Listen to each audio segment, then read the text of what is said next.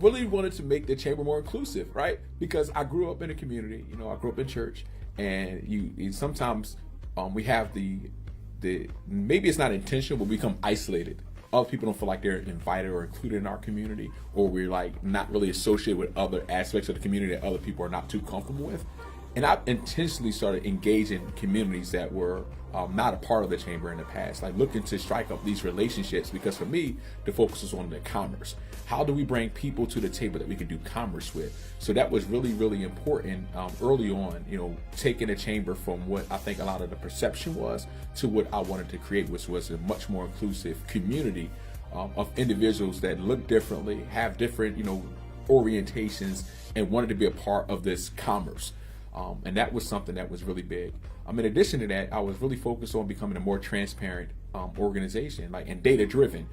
We didn't have some of the tools I thought that were necessary to accomplish that. I didn't want the board to be surprised by anything. I didn't want the members to be surprised by anything. And above all, I wanted to make sure that I was being held accountable to the things that I said that we were doing.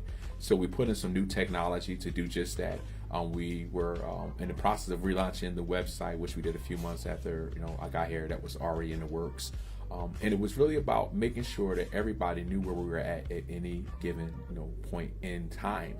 That was really significant to me. And then it was just about, now, how do we grow it? And that was the fun part.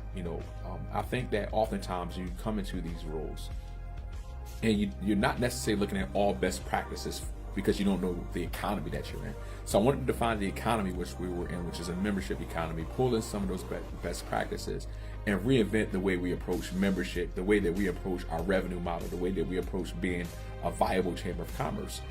And that started with really slowing down, almost to the point where it seemed like we were doing nothing for some time, because I felt as if we were going to do it, let's be the best at it. Let's not just do it because that's what we've done historically. Let's not just do it because that's traditionally what we have done, but let's do it because we're good at it. So we looked at the program and we looked at the type of members that we were going after, and we came up with a new game plan. We built a new team so that we can really become, a great, not just African American Chamber of Commerce, but a great Chamber of Commerce in general.